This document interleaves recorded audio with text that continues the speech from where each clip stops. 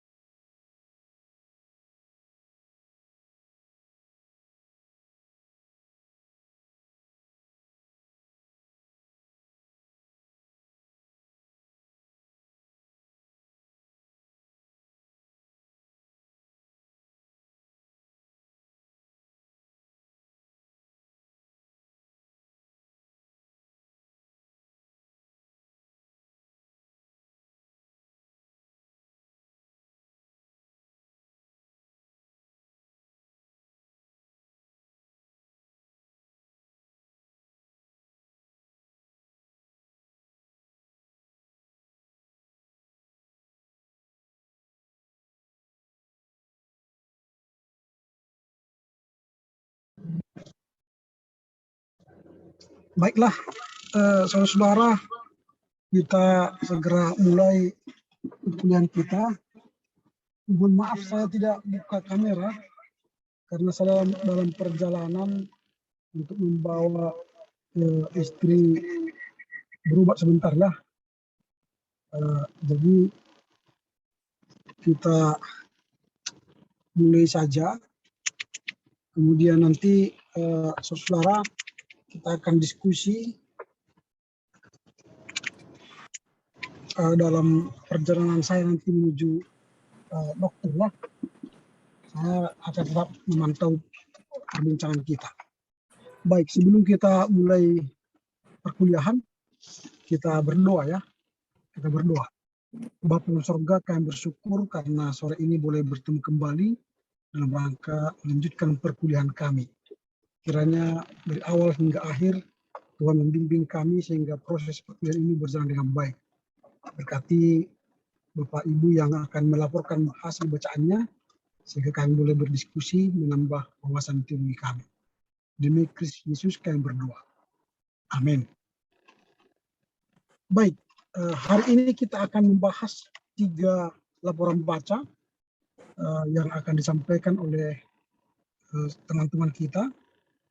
Nanti akan kita dengar, lalu setelah itu nanti kita akan berbincang tentang laporan baca mereka.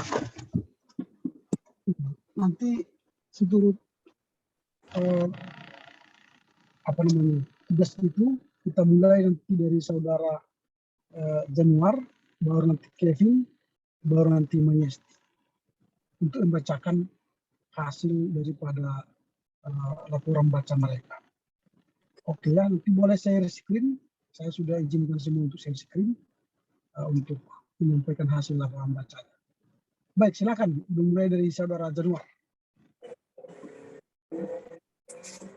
Ya, terima kasih Pak atas kesempatannya. Saya dulu Pak, saya masih mencari bahannya karena sudah lama dikirim, tetapi kembali Pak karena biar masuk ke saya. Oke, gak apa-apa. Silakan. Dulu Pak, saya pakai laptop dan speaker ini Pak. Saya bisa diizinkan karena saya pakai laptop menunggu host Pak untuk dimasukkan Pak. Sudah bisa, sudah bisa. Sudah bisa. Oh iya, iya Pak. Oke. Mohon maaf Pak. Recording in progress. Iya.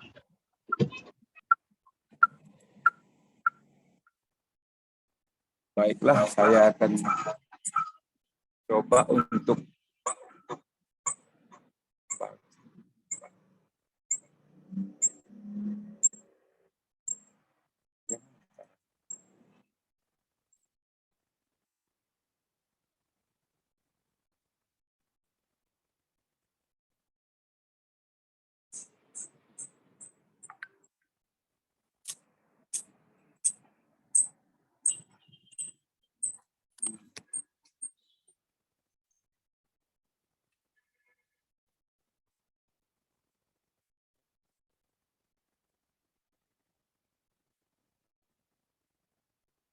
kalau ada teman-teman yang bisa bukakan itu.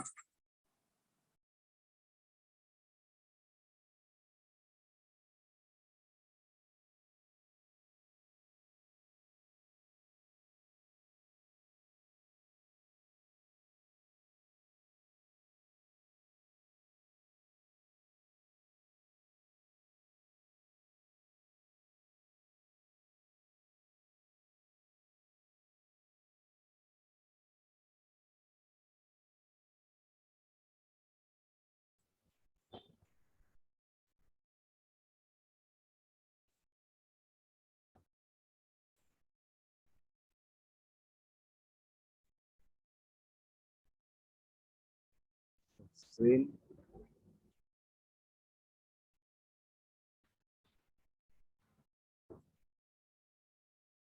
Tidak mau ini.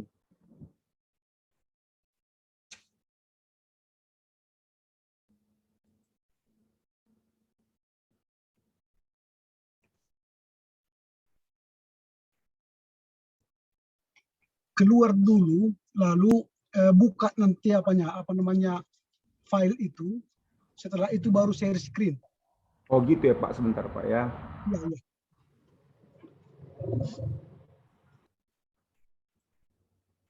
Bisa Bang, atau dibantu Bang? Atau buka dulu deh Plida. Ini sudah saya buka, tapi nanti takutnya nggak bisa mau dia di. Ini saya sudah buka di apa di Watch. Nah, saya coba dulu ya. Saya coba dulu ini. Ah ini udah dapat ya. Udah ini Bang? Ini udah. Oke. Ini Bang. Oke. Ya. Saudara-saudara, terima kasih kepada Bapak dosen kami dan teman-teman.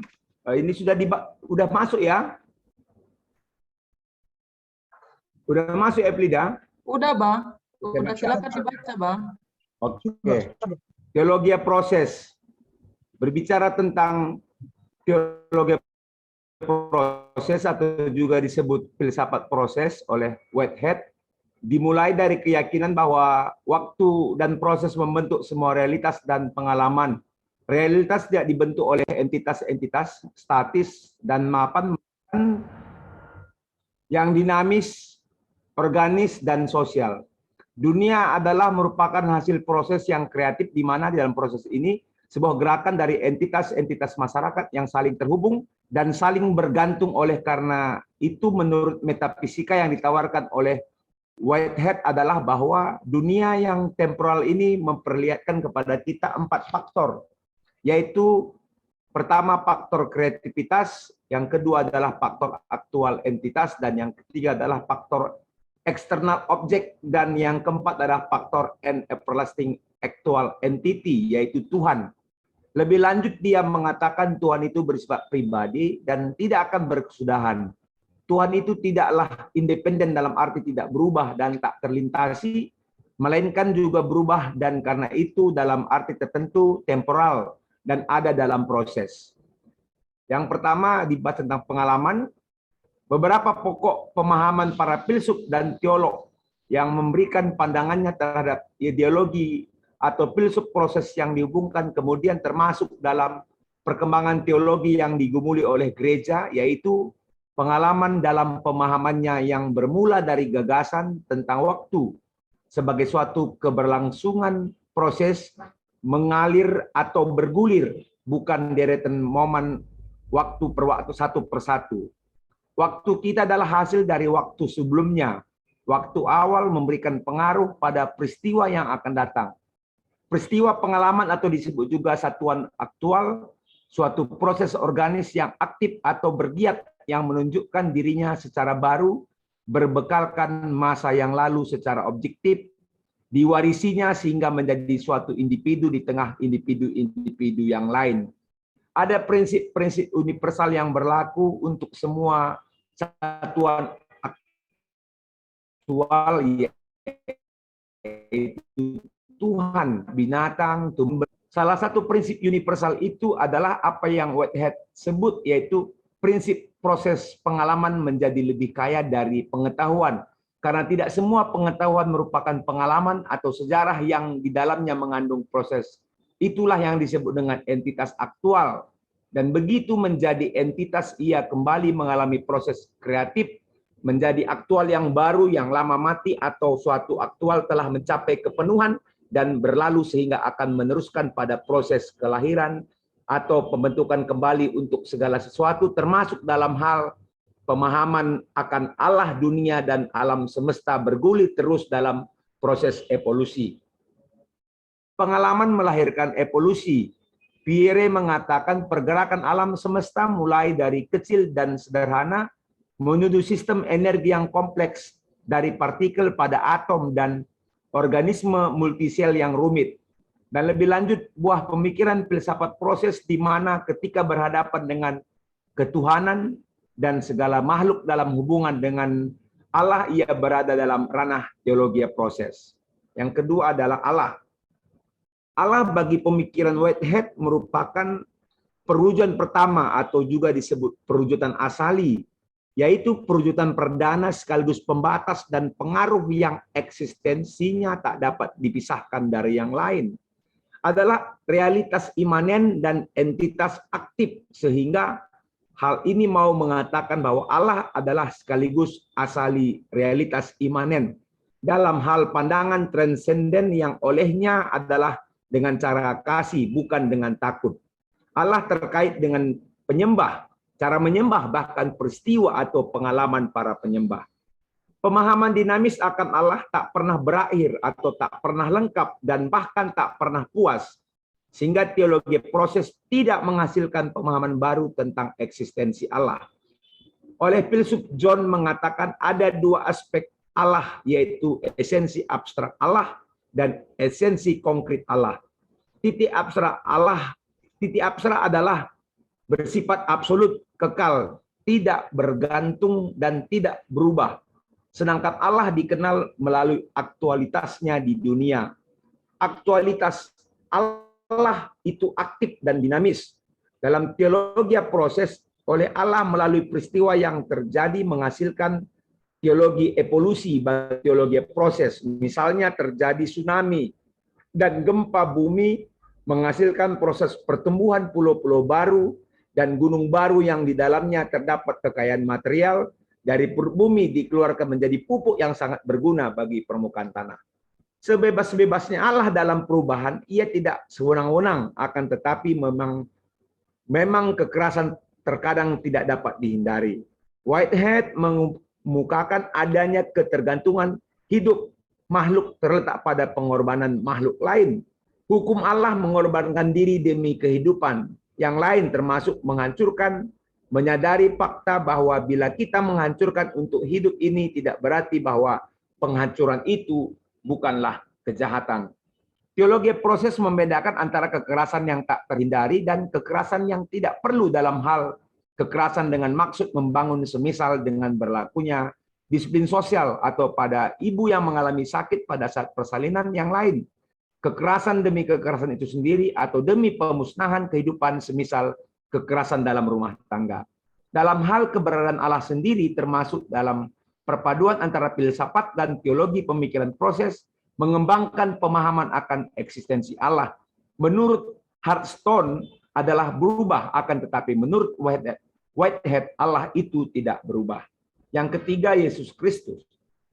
Yesus yang juga disebut Mesias di dalam dua sisi, yaitu pertama menurut Yahudi, Yesus bukanlah Mesias, dan kedua menurut Kristen. Yesus adalah Mesias dan Juru Selamat, akan tetapi yang terutama perdebatan dari perspektif proses tentang Yesus selalu dapat dilihat dan dari kaitannya dengan teologi inkarnasi. Yesus di dalam kemanusiaannya, ia bukan hanya ada tetapi juga mengalami proses inkarnasi dalam wujud ciptaannya. Hal ini dapat kita lihat dari kitab Yohanes 1:14. Firman Allah telah menjadi manusia dan diam di antara kita, termasuk dalam hal ini ada dalam pengalaman atau peristiwa demi peristiwa kehidupan manusia. Peran Yesus dari segala yang ada, hanya dialah yang mengalami proses inkarnasi, menjadi manusia. Dalam hal ini proses Allah menjadi manusia ada dalam bentuk rupa manusia. Dan inkarnasi bukanlah sebuah mitologi, perspektif proses selalu dipengaruhi oleh dan pada lingkungan. Berikutnya adalah gereja dan persekutuannya. Gereja yang ada akan selalu berkaitan dengan sejarah dan perkumpulan umatnya. Gereja mengalami perkembangan dalam proses diperhadapkan terhadap tradisi dan pertumbuhan kepelbagian gereja. John Cobb tidak memilah antara refleksi teologis politik dan urusan publik, terutama tentang lingkungan. Ia melihat bahwa manusia tidak lagi dapat hidup eksklusif terhadap dunia, mau tidak mau manusia akan selalu berada dalam interkoneksi dengan alam. Di dalam kehidupan gereja, liturgi yang dilihat sebagai incomplete, tetapi liturgi akan selalu mengalami perubahan dan ini sangat dipengaruhi oleh adanya adopsi dan adaptasi. Unsur liturgi bukanlah creatio ex nihilo, melainkan creatio et quem atau yang ada kemudian atau yang terbaru. Dan melalui guliran adapsi dan adaptasi, rantai peristiwa atau dari pengalaman-pengalaman sebelumnya, dan hal ini akan menyebabkan liturgi berproses, bertransformasi, dan revolusi bentuk dan cara ritual dari suatu konteks yang sudah ada yang lebih dahulu dan dalam konteks yang kemudian. Terakhir, kesimpulan. Proses atau perubahan di dalam hal teologi proses, ini bukan biologi, teologi proses, bahwa perubahan adalah kewajaran dan keharusan dalam kehidupan dan kreativitas. Pertama, teologi proses sadar akan keunikan dan kekhasan konteks dalam mencari dan menemukan pemahaman yang telah ada dari pengalaman dan sekitarnya. Kedua, teologi proses menyadari bahwa keberadaannya di antara keperbagian pemikiran sekitar dan bagian dari proses itu sendiri. Ketiga, teologi proses juga kritis terhadap pemahaman yang telah diterima selama ini begitu saja, sehingga pemahaman ini tidak serta-merta diwariskan. Dengan demikian, kita dapat memahami bahwa pemikiran dalam teologi proses selalu berada dekat dengan kehidupan dan pemahaman kita. Inilah yang bisa saya paparkan dalam tugas teologi buku baca pada kali ini. Terima kasih, saya kembalikan kepada Bapak dosen kami. Baik, terima kasih buat Pak Januar. Ya, Pak. Sekarang kita lanjutkan kepada Pak Kevin ya. Baik, Silakan. Pak.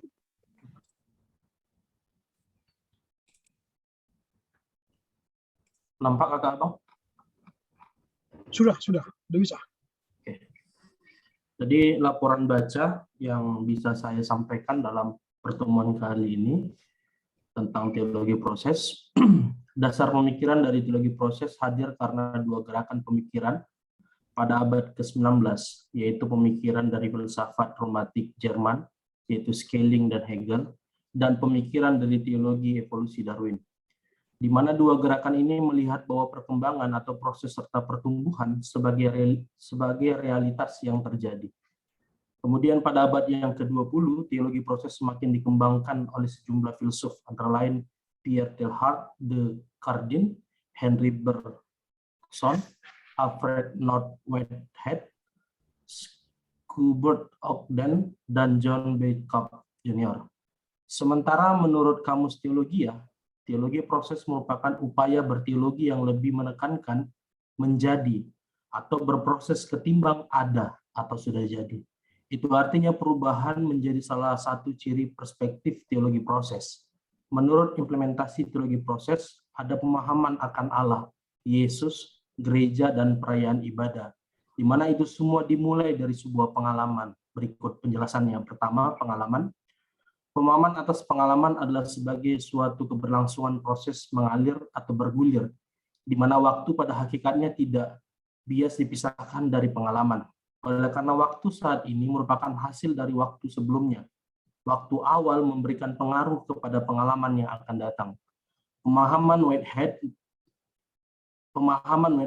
pengalaman menjadi lebih kaya daripada pengetahuan, karena tidak semua pengalaman merupakan pengetahuan. Artinya, pengalaman mengandung proses, itulah entitas aktual.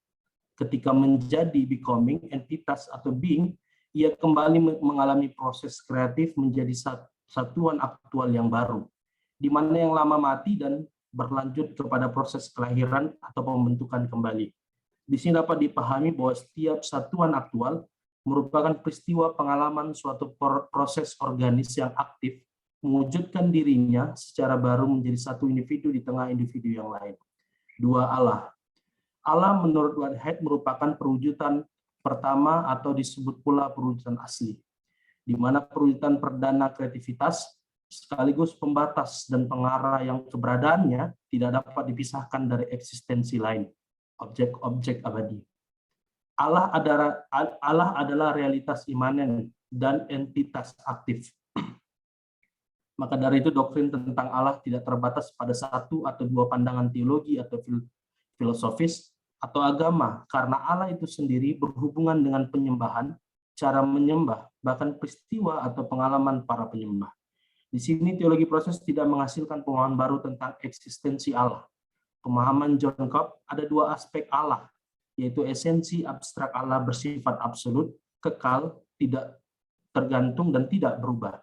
Dan esensi konkret Allah yaitu dipahami melalui aktualitasnya di dunia atau kehadirannya di dunia, di mana itu bersifat aktif dan dinamis.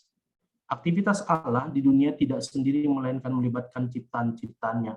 Artinya Allah bekerja sama dengan dunia.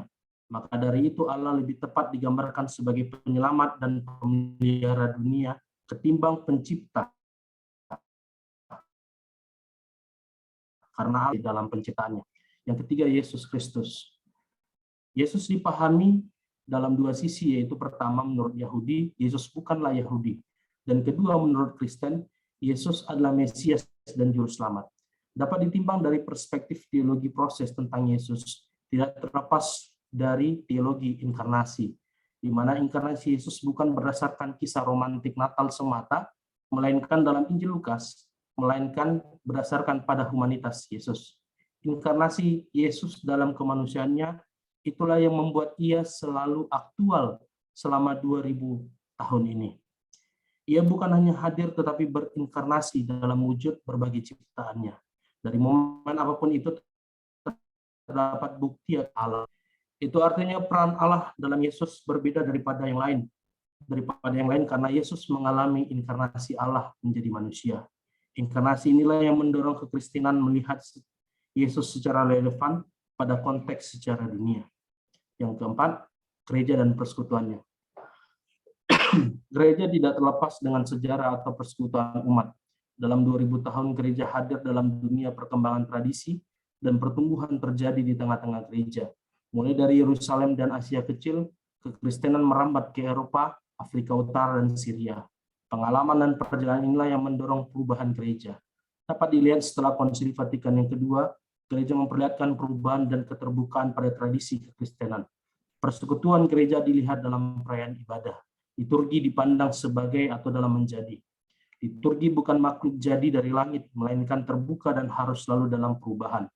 Banyak unsur yang dapat digunakan dalam perayaan liturgi, baik itu arsitektur dan tata ruangan, musik, petugas, dan tata perayaan seperti pembacaan Alkitab, khotbah, doa-doa, nyanyian, perjamuan, dan sebagainya, di mana ini semua mempersaksikan Allah Tritunggal.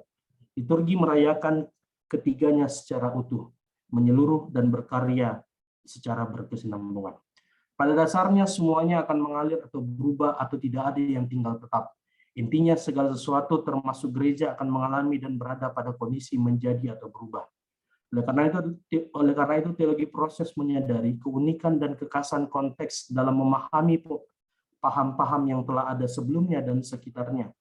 Teologi proses meyakini keberadaannya di antara keberbagaian pemikiran, dan itu sebagai sebuah proses. Bahkan teologi proses secara kritis mengkritisi paham-paham atau pemikiran yang selama ini telah diterima dengan begitu saja, sehingga tidak dengan mudah untuk melakukan perubahan. Dengan kesadaran itu perlu dipahami bahwa pemikiran atau teologi proses selalu berada di antara waktu kehidupan gereja. Mungkin ini laporan baca yang bisa saya sampaikan dalam pertemuan ini. Terima kasih. Baik, selanjutnya kami serahkan waktu kepada Ibu Mayasti. Terima kasih buat Pak Kevin ya. Ya, Pak.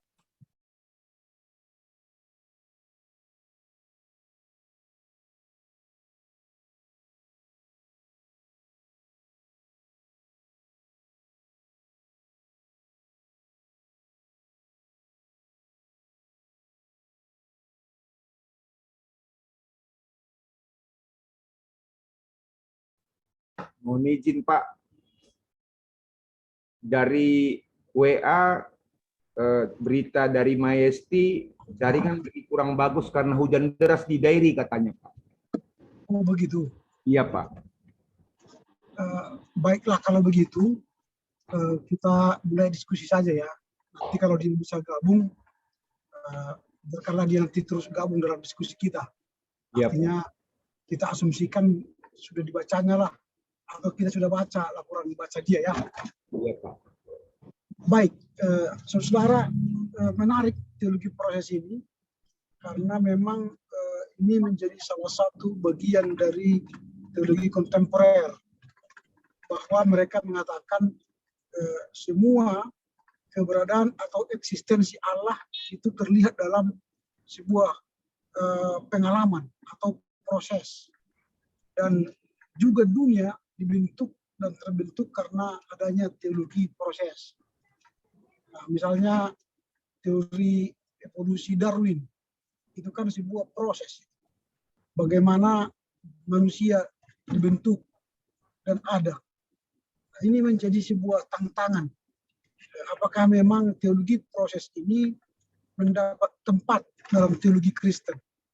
Nah, ini menjadi diskusi kita, nanti kita bincangkan. Lalu bagaimana benua-benua yang dulunya bersatu sekarang menjadi terpisah. Ada benua Asia, Afrika, Amerika yang dulunya itu ada benua yang menyatu. Tapi karena adanya proses, maka itu terpisah. Itu bukti-bukti bahwa mereka mengatakan teologi proses itu mendapat tempat dalam teologi Kristen. Nah, ini yang mau kita diskusikan pada sore hari ini. Baik, mana tahu ada yang bisa menanggapi atau berdiskusi, bertanya, dipersilakan. Izin Pak, sudah masuk Pak. Oh, sudah masuk. Oke. Kalau begitu silakan. Ya Pak. Silakan. Mohon Kak Eflida bantu saya Kak.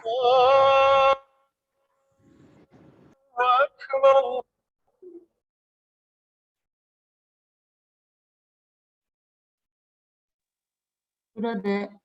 Ya, terima kasih. Laporan baca karena teologi proses. Teologi proses merupakan hasil dari pemikiran teologi yang berlandaskan pada filsafat proses dari Whitehead, di mana upaya berteologi bukan menekankan pada doktrin baku yang telah ada, namun menekankan pada proses menjadi atau menteologikan. Pemikiran ini didasarkan pada sebuah argumen bahwa kehidupan ini bersifat dinamis dan terus mengalami perubahan. Sebab itu, teologi seharusnya juga terus berproses dalam menghadapi perubahan demi perubahan yang ada. Dasar pemikiran ini sudah mulai tampak dalam pemikiran filsafat Schelling dan Hegel. Konsep fenomena roh dan dialektika sejarah Hegelian menjadi salah satu tonggak tentang eksistensialisme dalam filsafat proses. Baginya, ada atau keberadaan bersifat tidak tetap dan terus berubah dengan kehadiran antitesis-antitesis dari kebenaran itu sendiri atau tesis untuk menghasilkan keberadaan baru atau sintesis. Karena itu, yang tetap dan tidak berubah hanyalah proses dialektika dari tesis dan antitesis tersebut. Dalam teologi, bangunan teologi seharusnya tidak terpaku pada doktrin kaku para teolog terdahulu atau tafsiran Alkitab semata, tetapi harus berani ditantang dan dipertemukan dalam dialog kritis dengan pengalaman-pengalaman nyata saat ini.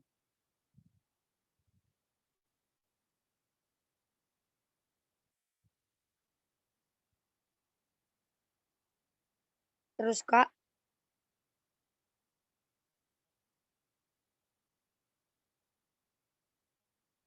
Dalam perkembangan teologi proses, dalam perkembangan teologi proses terdapat dua pandangan besar, yaitu aliran Whitehead dan aliran Cope.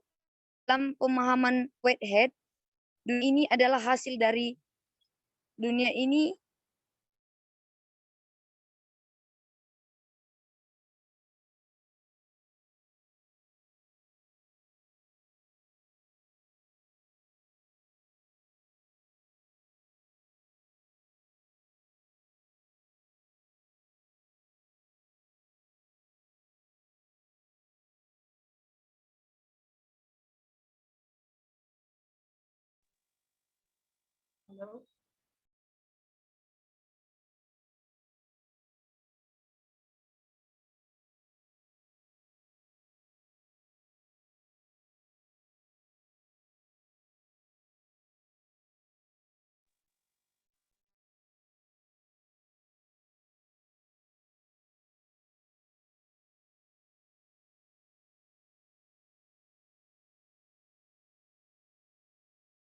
Mayesti keluar lagi dia nih.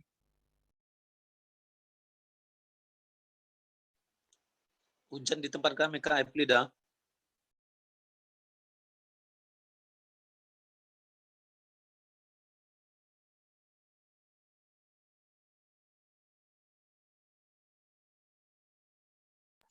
Mungkin sinyal ya. Iya Pak, sinyal kurang bagus di tempat kami Pak. Gitu ya.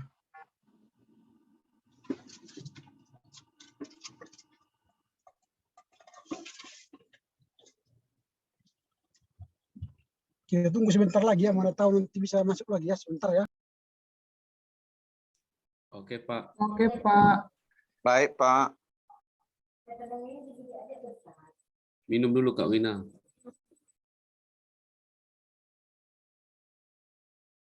Udah boleh berbuka ini sebentar ya.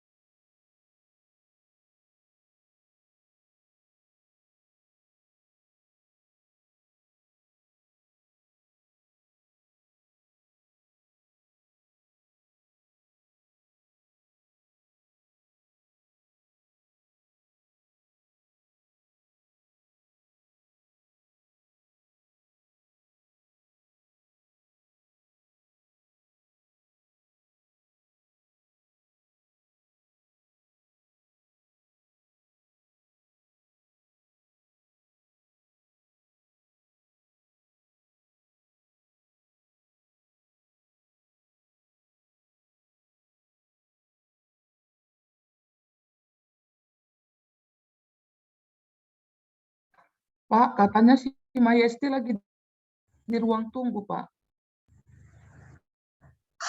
Minta maaf Pak, karena lagi hujan bolak-balik jaringannya Pak.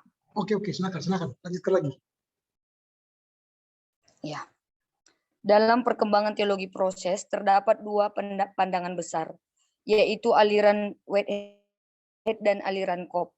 Dalam pemahaman Whitehead, dunia ini adalah hasil dari proses kreatif yang dipengaruhi 4 faktor kreatif: keberadaan yang aktual, objek-objek kekal, dan sebuah keberadaan aktual yang kekal ataupun Tuhan. Menariknya, Tuhan dalam pemikiran Whitehead adalah Tuhan yang kekal namun tidak independen dan berubah karena turut masuk dalam proses pengalaman-pengalaman manusia atau ciptaannya. Sedangkan menurut John B. Cobb, ia mengembangkan pendekatan relasi teologi dan pengalaman kehidupan manusia dari Schubert, Ogden, dan pendekatan proses Whitehead untuk menghasilkan konsep teologi korelasi. Perbedaannya, jika Whitehead menekankan teologi pada proses dialog yang terus-menerus antara pengalaman nyata dan konsep tentang Tuhan, Cobb justru membalik pemikiran tersebut dengan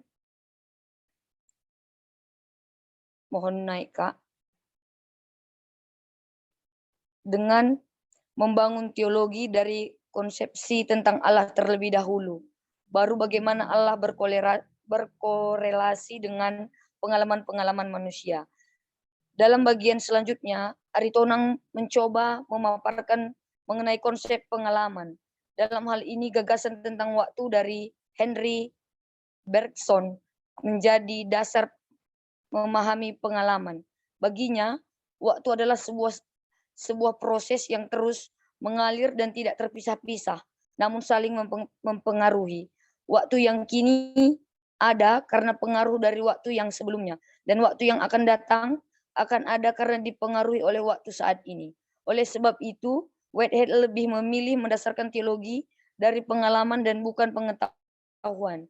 Sebab pengalaman tidak hanya membawa pengetahuan, namun proses terjadinya ataupun how to. Artinya, pengalaman yang ada saat ini merupakan hasil dari rangkaian pengalaman yang telah ada sebelumnya dan akan menjadi bagian dari pengalaman yang akan hadir selanjutnya. Oleh karena itu, teologi yang didasarkan pada dialektika pengalaman merupakan teologi yang hidup, dinamis, dan aktif dalam proses tumbuh bersama. Terus Kak, bagian paling menarik dalam teologi proses ialah tentang konsep Allah. Dalam teologi proses, Allah sebagai keberadaan yang abadi dipahami juga sebagai keberadaan yang asali atau sumber dari semua keberadaan yang ada. Tidak ada apapun sebelum Allah dan tidak akan ada apapun yang tanpa bersumber atau diciptakan dari Allah. Oleh sebab itu, Allah perlu dipahami dalam dua dimensi, yaitu Allah yang transenden dan Allah yang imanen. Allah yang transenden adalah Allah yang tidak berubah, tidak bergantung, dan tidak terpengaruh oleh apapun. Konsep ini sejajar dengan pemahaman Allah sebagai sumber dari keberadaan. Sedangkan Allah dalam dimensi imanen justru adalah Allah yang turut berproses dan bertanggung jawab dalam jatuh bangun ciptaan. Sebab itu, pemahaman manusia tentang Allah masih belum sempurna dan terus ada dalam proses jatuh bangun ini. Oleh karena itu, teologi proses tidak pernah mengatakan bahwa mereka menciptakan atau menghasilkan pemahaman teologi baru tentang Allah dan keberadaannya, karena proses memahami Allah masih terus berlanjut hingga saat ini. Dengan memahami bahwa Allah turut berproses dalam pengalaman-pengalaman hidup manusia, maka Allah juga merupakan keberadaan yang aktual dan dinamis yang perlu didekati dengan kasih dan bukan ketakutan. Dalam teologi proses, Allah lebih banyak digambarkan sebagai pemelihara dan penjaga dibandingkan dengan pencipta, sebab ia turut serta dalam proses kehidupan manusia. Dalam keikutsertaan ini, Allah tetaplah Allah yang kasih dan tanpa kekerasan. Pengalaman tidak menyenangkan yang dirasakan manusia seperti bencana alam, perang, dan lain sebagainya dilihat bukan sebagai tindakan keras Allah, namun teriakan Allah yang kadang terjadi melalui hukuman alam atau konsekuensi logis dalam relasi sosial. Selain itu, karena Allah turut serta dalam pengalaman manusia berdosa yang tidak sempurna. Maka tidak jarang Allah mengizinkan ketidaksempurnaan tersebut terjadi untuk tujuan yang lebih besar. Contohnya kekerasan. Bonhoeffer pernah berpendapat bahwa Holocaust, pemusnahan umat Yahudi oleh Jerman, tidak bisa dihentikan kecuali dengan pembunuhan Hitler. Ketamakan dan kejahatan para imam di bait suci tidak dapat dihentikan kecuali dengan kemarahan Yesus yang memporak-porandakan pasar. Oleh sebab itu, dalam etika teologi proses, kekerasan diberi ruang selama itu untuk tujuan yang baik dan membangun dan memiliki dampak buruk yang paling sedikit. Dalam pemahaman mengenai Yesus, teologi proses menekankan pada inkarnasi Yesus. Inkarnasi Yesus bukan hanya kisah tentang Natal, namun sebuah penekanan pada firman yang menjadi manusia dan tinggal di tengah-tengah kita. Yohanes 1 ayat 14. Hal inilah yang menyebabkan Yesus selalu menjadi aktual dan relevan dengan kehidupan manusia selama 2000 tahun ini. Karena itu, bagi teologi proses, menjalin relasi dan kedekatan dengan Allah menjadi sesuatu yang penting untuk merasakan peran Allah dalam hidup umatnya. Jika manusia membatasi relasi dengan Allah, maka mereka akan semakin sedikit merasakan kehadiran Allah dalam pengalaman hidupnya. Lebih lanjut, tidak hanya Allah dan Yesus, namun gereja pun mengalami proses mulai dari Yerusalem hingga ke seluruh penjuru dunia. Perkembangan gereja ke berbagai wilayah membuktikan bahwa gereja tidak dapat menutup diri dari dunia. Mau tidak mau, gereja pun berproses dan terbuka dengan perubahan. Salah satu bentuk perubahan yang tampak adalah liturgi. Bagi teologi proses, liturgi bukanlah sebuah yang final, namun dalam proses menjadi. Oleh karena itu, liturgi harus mampu beradaptasi dengan konteks-konteks sekitarnya. Meskipun demikian, segala bentuk adaptasi dan kontekstualisasi ini harus diarahkan untuk dapat menyatakan kehadiran Allah Tritunggal dalam ibadah.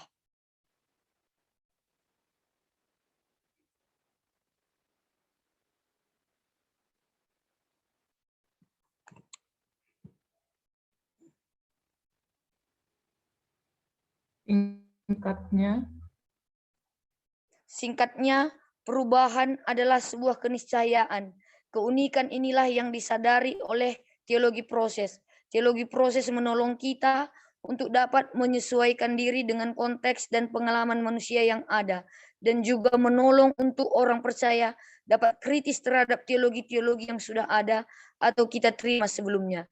Dengan demikian, teologi tidak lagi menjadi asing, namun merupakan bagian dari kehidupan keseharian kita.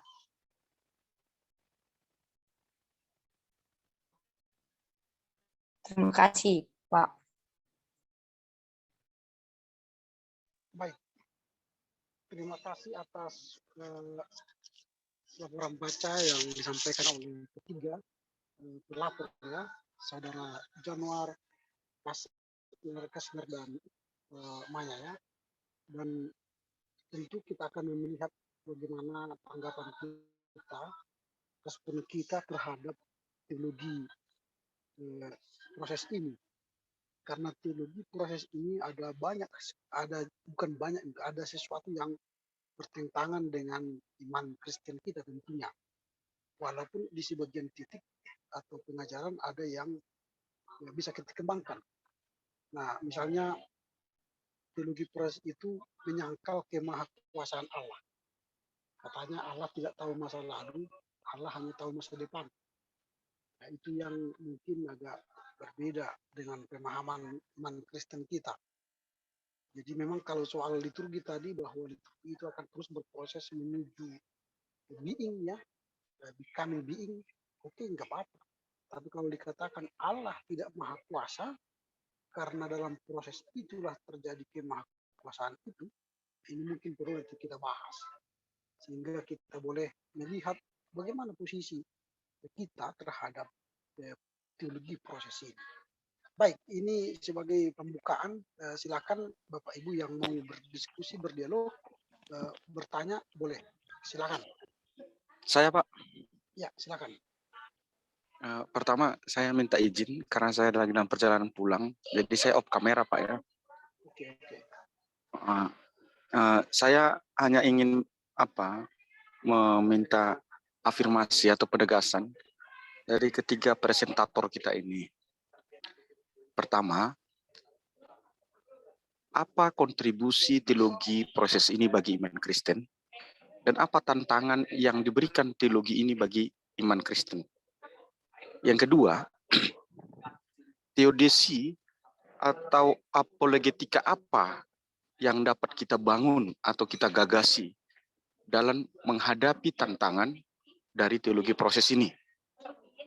Yang ketiga, adakah korelasi antara teologi proses dengan paham Deus absconditus atau deisme, serta paham animisme dan dinamisme? Dan yang terakhir, yang keempat. Bentar dulu, Lih. Pelan ya, karena kami mau menulis pertanyaannya. Yang ketiga tadi, ulangi, Lih. Coba, Lih. Iya. Adakah korelasi antara teologi proses dengan paham Deus absconditus atau yang kita kenal dengan deisme, serta dengan paham animisme dan paham dinamisme? Apa korelasinya? Yang terakhir, teologi proses ini kan menyoroti persoalan Yesus ya, Yesus. Jadi pertanyaan saya adalah, apa dan bagaimana kristologi yang ditawarkan oleh teologi proses ini dalam memahami inkarnasi atau imanensi daripada Yesus itu sendiri? Terima kasih, saya kembalikan. Oke, baik. Satu pertanyaan, satu orang bertanya banyak ya. Ini makin banyak nanti diskusi kita. Oke, silakan. Siapa yang mau duluan dari ketiga presentator kita? Silakan.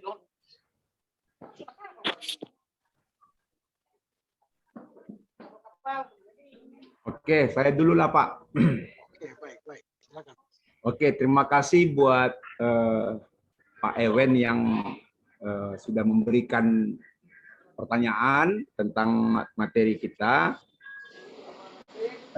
Yang pertama, bisa jadi kami bisa memberikan beberapa pendapat tentang hal itu.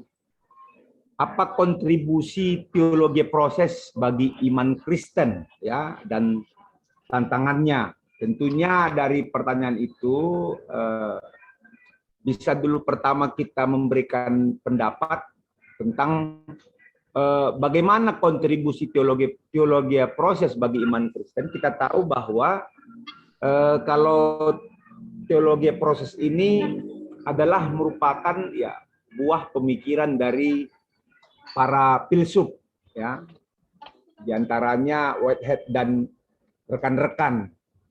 Jadi di dalam teologi proses ini dikatakan adanya pemahaman yang berbeda-beda tentang segala sesuatu yang ada. Tetapi dapat dikatakan bahwa suatu refleksi terhadap gagasan tentang Tuhan dulu, ya, bahwa memang dikatakan segala sesuatu yang ada akan mengalami perubahan. Ya, segala sesuatu yang ada mengalami perubahan, bisa perubahan bentuk, perubahan bumi dan sebagainya. Tetapi dalam hal tentang yang dituliskan oleh atau yang dikatakan oleh Cobb tadi,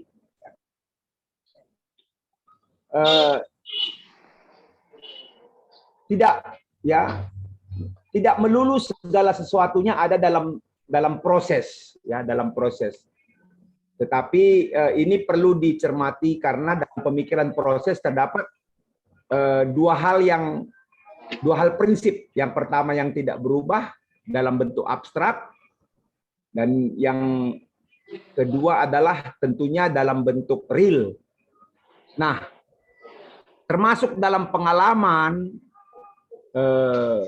kealahan dan Kristus, saya setuju dengan pemikiran dari Cobb tadi bahwa memang segalanya bisa berubah, tetapi Allah itu dia tidak bisa berubah, ya.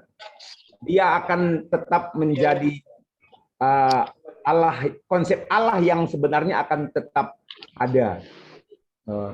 Jadi boleh saja kita memahami dari segi filsafat pemikiran kita dan sebagainya, tetapi Allah yang ada itu adalah Allah yang terus-menerus demikian, yang tidak pernah diobahkan oleh pemahaman atau pikiran kita atau dari segi iman Kristen.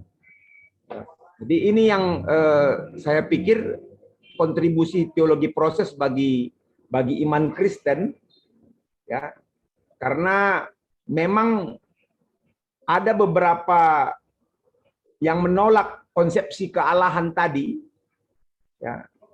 Tetapi teologi proses melihat bahwa Allah itu betul-betul memang sebagai moralis kosmik dia. Allah itu sebagai ketidakberubahan, ini kata Koch. Allah sebagai kuasa kontrol, Allah sebagai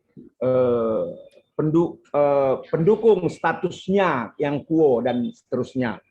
Tetapi tantangannya apa yang akan kita hadapi? Ya, memang dari segi kita berbicara tentang teologi proses, ya, bahwasanya akan ada perubahan pemahaman tentang segala sesuatu, termasuk Allah dan Yesus Kristus. Dan ini dipengaruhi oleh pengalaman kehidupan, pengalaman yang terjadi bagi dunia ini dan segala isinya. Jadi itu saya pikir kontribusinya. Yang kedua, apologet apa yang kita hadapi dalam teologi proses ini? Pembelaan apa? Bahwa pembelaan yang bisa kita katakan dalam hal ini adalah bahwa memang betul perubahan-perubahan yang dahulunya, ya seperti dikatakan tadi di bagian depan, Bapak dosen mengatakan adanya perubahan di dalam dunia, seperti misalnya bagaimana dunia ini adalah dulunya bersatu, Indonesia ini, Sumatera dan Jawa itu dulu bersatu, tapi kemudian mengalami perubahan. Ya.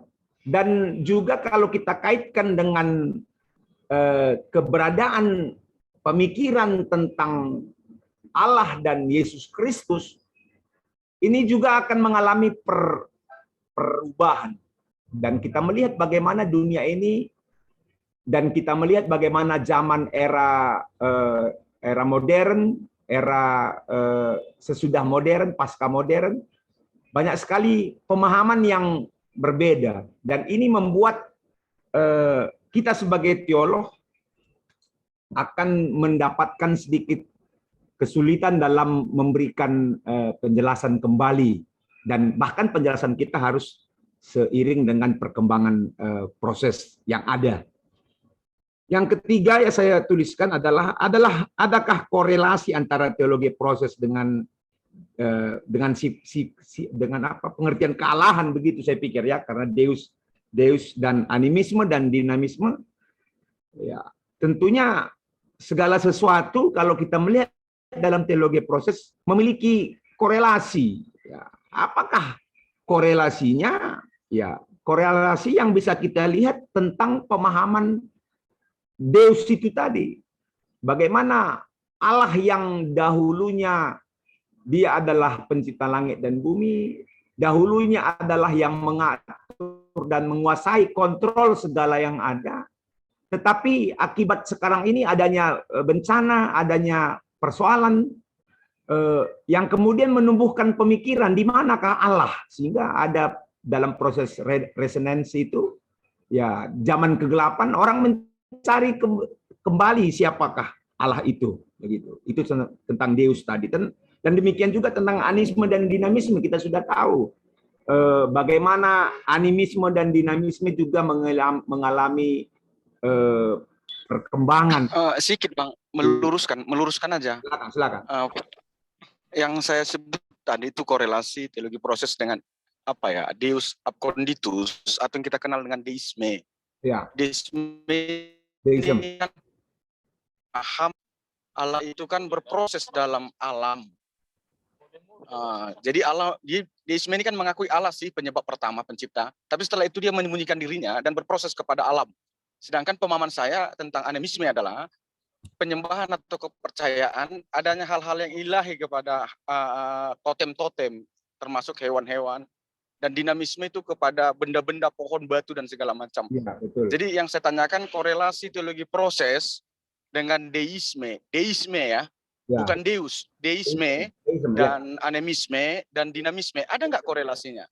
Terima kasih. Biar lurus. Oke. Terima kasih. Saya kembalikan. Betul. Ya, jadi tentu pasti ada ya, karena kalau kita berbicara tentang deisme, bahwa ya dalam pandangan filosofi di situ menyatakan bahwa Tuhan itu adalah sebagai suatu sebab pertama yang ada. Ya, dia itu adalah sebagai suatu penyebab pertama yang ada dalam korelasi segala sesuatu, ya. Nah, ini juga yang dipahami dalam proses deisme tadi, bahwa Tuhan tidak terlepas dari segala sesuatu yang ada, termasuk dalam animisme dan dinamisme.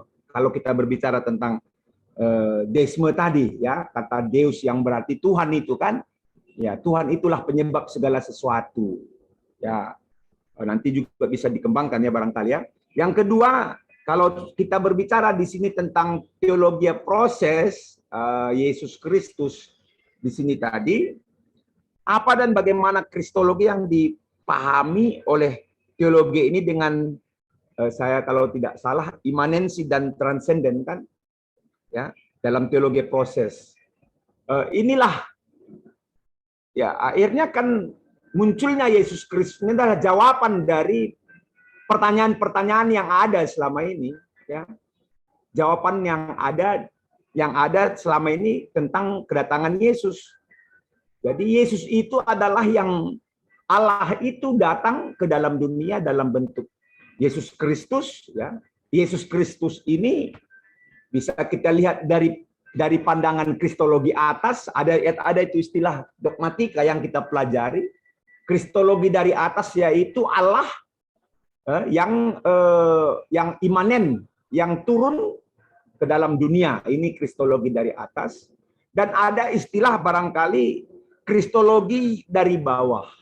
Yaitu kristologi dari bawah ini adalah pikiran-pikiran Allah yang berdasarkan ada pengalaman, ada pemikiran filsafat yang dulunya transenden, yang dari atas dulu katanya, yang kemudian imanen turun ke dalam dunia ini.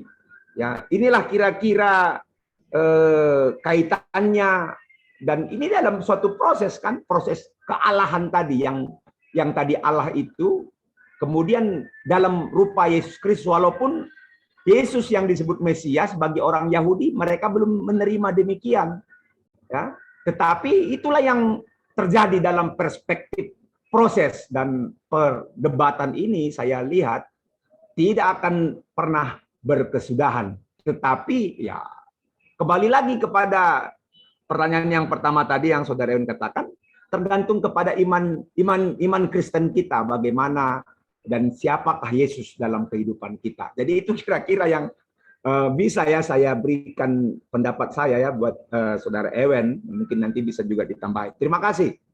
Saya kembalikan. Baik, para mungkin ditambahkan oleh Kesner dan Maya, silakan. Oke. Kakak dulu, Kak. Oh iya. Terima kasih Kevin, dan terima kasih juga buat Bapak dan Bang Januar yang udah menjelaskan dengan sangat baik, dan terima kasih juga buat Bang Ewen untuk pertanyaan-pertanyaannya. Jadi tadi jaringan kami selalu hilang-hilang, Bang. Izin kami untuk memperjelas lagi pertanyaannya ya.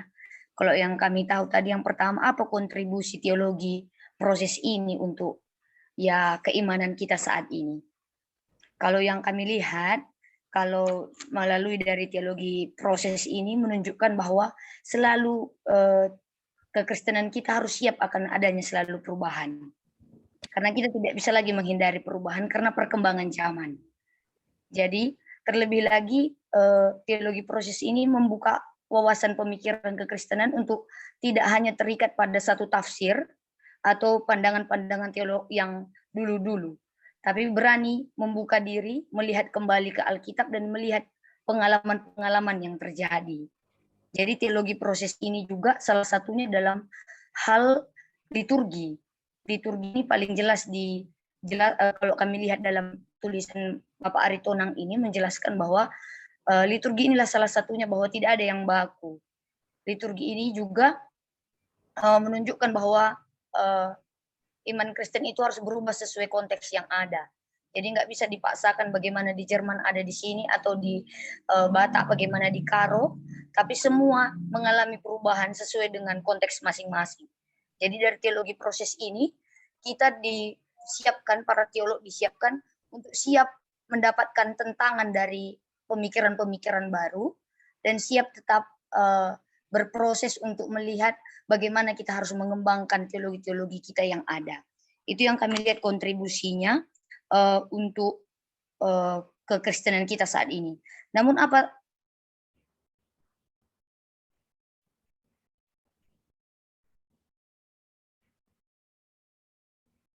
Kosong lagi jaringannya ini. Ya, mungkin Barangkali melanjutkan. Kevin lah dulu. Kevin deh. Pak, terima kasih Pak. Terima kasih buat Bang Ewen yang udah menyampaikan beberapa pertanyaannya. Mungkin unik saya rasa memang kita mempelajari teologi proses. Karena memang seperti yang juga saya paparkan bahwasannya dasar pemikiran dari teologi proses ini hadir oleh karena ada dua gerakan. Salah satunya yaitu dari teologi revolusi Darwin. Artinya apa? Yang mau saya sampaikan, apa kontribusi bagi iman Kristen seperti juga dari disampaikan oleh Kak Mayesti dan Bang Januar. Kita di tengah-tengah dunia, gereja di tengah-tengah dunia akan selalu berada dalam perubahan. Entah itu dipengaruhi atau dipengaruhi dengan pengalaman ataupun apapun itu. Artinya kita berada dalam dunia yang pasti terus akan berubah. Entah ke arah yang lebih baik, ke arah yang baik itu nantinya ini itu. Intinya adalah kita berada dalam dunia yang selalu berubah. Lalu apa kontribusi bagi iman kita? Saya melihat dalam teologi proses ini, dia menyadari bahwasannya ada keunikan dan kekhasan dalam sebuah konteks keadaan zaman dalam memahami paham-paham. Artinya apa? Yang mau saya pandang dalam teologi proses ini mau melihat bahwasannya paham-paham yang dahulu, pengertian-pengertian yang dahulu itu pasti akan berubah. Apa yang tafsir-tafsiran yang udah diutarakan dulu dalam saya melihat itu semua pasti akan berubah. Akan ada proses yang dijalani semua. Maka dari itu ini berkaitan dengan pertanyaan kedua, apologet apa yang dapat kita gunakan dalam menghadapi teologi proses? Mungkin menurut saya, kalau saya mengangkat dari contoh teologi evolusi Darwin, mungkin kita bisa kembali kepada Alkitab. Artinya apa? Mungkin dunia bisa berubah, gereja mungkin terus mengalami perkembangannya, terjadi dalam sebuah proses, akan tetapi kita harus tetap kembali kepada firman Tuhan. Artinya apa yang boleh disampaikan firman Tuhan itu yang kembali kita lakukan dalam kehidupan kita bergereja. Maka dari itu kami melihat bahwasannya dalam liturgi gereja ataupun penjelasan tentang gereja dan persekutuan di sini mau disampaikan artinya persekutuan gereja itu dilihat dalam perayaan ibadah. Mungkin kita tidak bisa generalisasikan satu gereja saja, akan tetapi kita boleh lihat bahwasannya liturgi kita yang ada di gereja kita masing-masing, menurut saya itu dirumuskan dan digunakan dalam artinya itu yang sudah turun-temurun dilakukan gitu. Kalau dalam teologi proses melihat harus adanya sebenarnya keterbukaan dan harus selalu ada dalam perubahan. Baik itu dari arsitektur, tata ruangan, musik, dan itu mungkin sudah terjadi. Artinya dulu dalam liturgi kita menggunakan organ atau tidak menggunakan sama sekali alat musik, lalu sekarang dalam perkembangan zaman kita menggunakan musik-musik entertainment kan gitu. Bahkan sampai kepada petugas-petugasnya dan bahkan juga sampai kepada para pengkhotbah yang memberitakan firman Tuhan pun sudah mengalami banyak perubahan. Artinya saya melihat ini tantangan bagi iman Kristen kita. Apakah proses yang terjadi itu dipengaruhi oleh pengalaman yang didasarkan kepada firman Tuhan? Kalau pertanyaan yang keempat, apa dan bagaimana teologi dalam menanggapi inkarnasi Yesus? Saya melihat di sini unik tentang apa yang boleh dikatakan oleh teologi sukses akan pemahamannya tentang Yesus yang tidak terlepas dari teologi inkarnasi, di mana mereka memandang bahwasannya peristiwa Yesus ini tidak hanya sebuah peristiwa peristiwa romantik Natal lah, atau peristiwa seorang laki-laki dan perempuan gitu lalu memiliki anak segala macam, tapi ini lebih kepada humanitas Yesus. Artinya apa? Di sini menurut saya teologi proses dalam menanggapi inkarnasi itu mau melihat bahwasannya ada peran Allah dalam Yesus. Ada peran Allah dalam Yesus melalui inkarnasinya di tengah-tengah dunia ini. Inkarnasi inilah yang nanti mendorongnya kekristenan melihat Yesus secara relevan, secara konteks sejarah maupun dunia. Jadi saya melihat dari sudut pandang saya, paham saya, akan banyak memang tantangan yang akan terjadi seturut dengan berkembangnya teologi proses ini. Terkhusus memang saya menggarisbawahi di liturgi gereja kita, peribadahan kita. Akan tetapi mungkin apologet yang bisa, dan mungkin ini menjadi apologet yang sederhana, mungkin ada lagi apologet ataupun ada lagi hal-hal yang bisa menanggapi ini selain daripada kembali kepada firman Tuhan pasti ada. Tapi menurut saya intinya ya, sekalipun kita berproses, sekalipun ada perkembangan di tengah-tengah gereja, ada perubahan di tengah-tengah gereja, haruslah perubahan dan perkembangan itu tetap didasarkan kepada firman Tuhan. Mungkin itu saja dari saya, Pak. Terima kasih. Baik, apakah Mayesti sudah masuk? Masih ada tambahan kira-kira Mayesti? Iya Pak, jadi dari yang kami lihat, apa tantangan dari teologi ini, ya seperti yang kita lihat tadi di sini digambarkan bahwa Allah itu Allah yang transenden dan imanen. Di mana di Allah yang transenden ini, Allah yang independen, yang memang sumber dari segala sumber. Namun ada di dalamnya juga dijelaskan Allah yang imanen, yang juga ditekankan tentang inkarnasi Yesus tadi. Jadi di sini ini jadi tantangan kita. Jadi teologi proses ini semata-mata tidak lagi melihat Yesus itu sebagai sumber, tapi salah satu yang ikut juga berproses yang bisa mengalami perubahan. Sehingga kemahakuasaan Yesus itu dalam diri Allah itu sudah juga dari teologi proses ini hampir diragukan karena nggak lagi diarahkan kepada sang pencipta, tapi cuma sebagai sang pemelihara, sang cuman kayak, karena di buku ini juga dikasih tahu bahwa Yesus pun mengalami proses begitu, dari dia proses lahir, dewasa, dan akhirnya mati gitu. Jadi inilah tantangan dari teologi proses itu sendiri, sehingga Allah itu pun ditunjukkan bahwa berproses, proses Allah dan Yesus itu dianggap menjadi satu hal yang wajar dan membenarkan dari teologi proses itu sendiri. Padahal Allah dan Yesus itu adalah sumber dari proses itu sendiri gitu. Jadi bukanlah salah satu hal yang harus jadi bagian dalam proses itu, sehingga dasar dari Allah yang transenden dan imanen itu harus kuat dari kekristenan yang sekarang, karena dengan teologi proses ini bisa melemahkan karena keberadaan Yesus itu sendiri atau Allah itu sendiri. Ini yang kami lihat dari teologi proses itu sendiri, Pak. Terima kasih.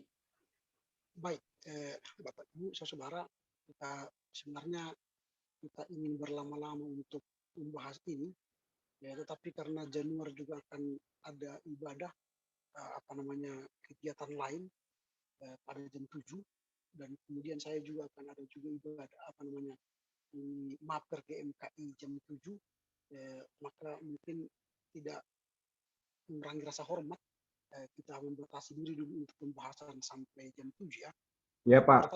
Pertanyaan daripada Ewen tadi sudah mewakili sebenarnya kegundahan kita, ya, bagaimana kita merespon, bagaimana kita menanggapi, berapologetika, bagaimana melihat peluang dari teologi proses ini. Memang secara kekristenan kita banyak menolak pandangan teologi proses ini. Kita menolak yang mengatakan bahwa Allah itu tidak maha kuasa. Ya, betul Pak.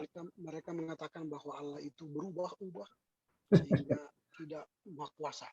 Iya. Nah, jadi padahal dalam Alkitab sudah dikatakan, kalau kita baca nanti Yesaya 46 ayat 10, bahwa Allah berkata, akulah Allah dan tidak ada yang seperti aku, yang memberitahukan dari mulanya hal yang kemudian dari zaman purbakala, apa yang belum terlaksana, dan yang berkata keputusanku akan sampai, segala kehendakku akan kulaksanakan.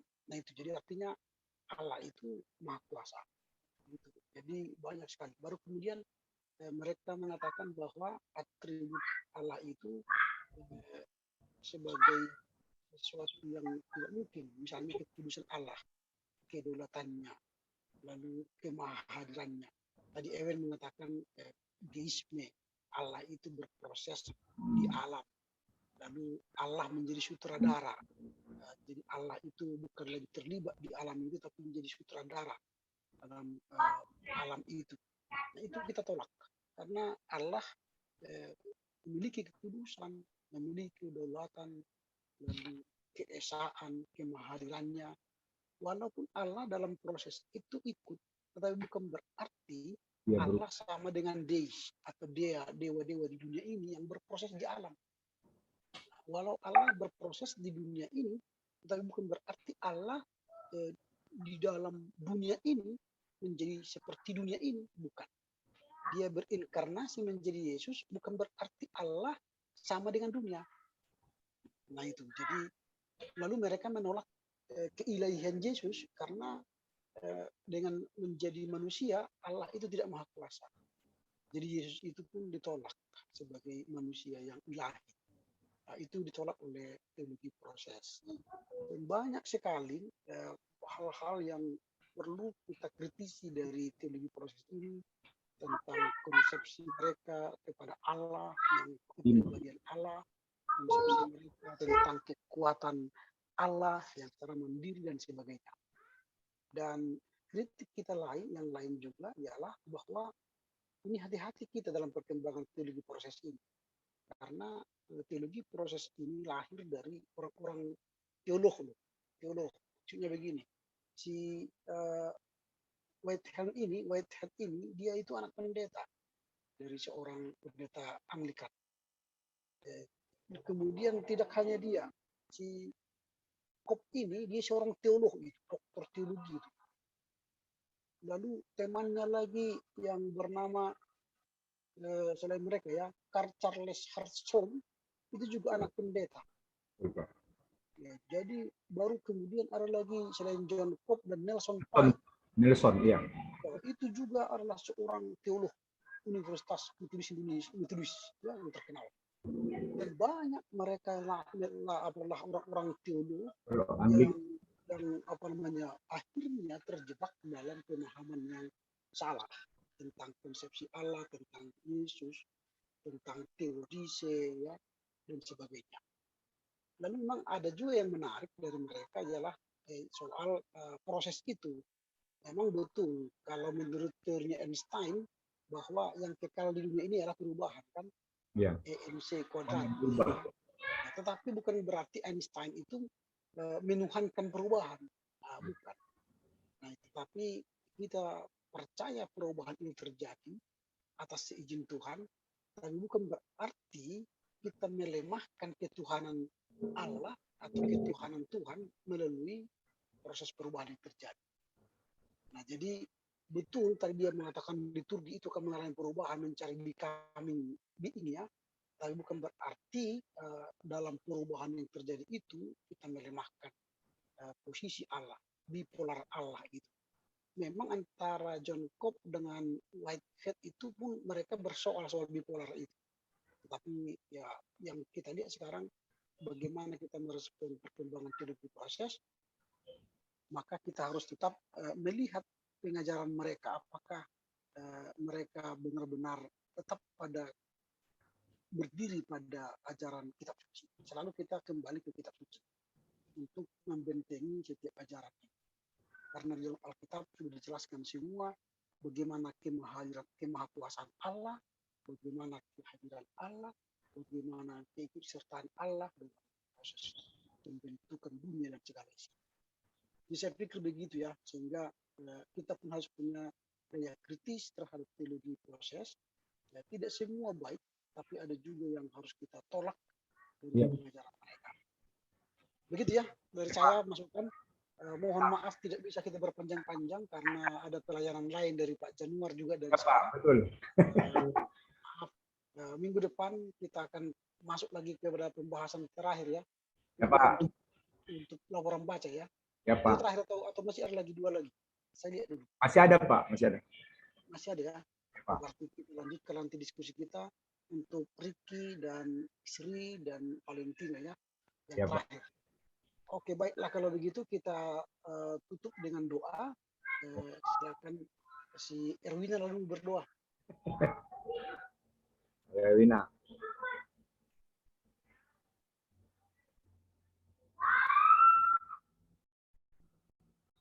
Silakan. Belum hidup apa mic-nya? Jaringannya barangkali Pak. Buka mic dulu, Wina. Ya. Kita berdoa.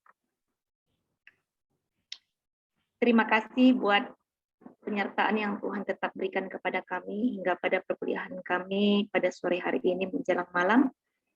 Semua dapat berjalan dengan baik dan tidak kekurangan sesuatu apapun. Bapak yang berada dalam kerajaan surga, saat ini kami mau berdoa buat Bapak dosen kami yang telah membimbing kami dalam perkuliahan kami secara virtual pada sore hari ini. Kiranya Tuhan tetap memberikan dia kesehatan, Tuhan memberikan dia kepintaran, sehingga dalam perkuliahan kami pada selanjutnya nanti kami dapat boleh bertemu dalam perkuliahan kami, sehingga kami boleh bersama-sama menambahkan wawasan kami dalam mata kuliah teologi kontemporer ini.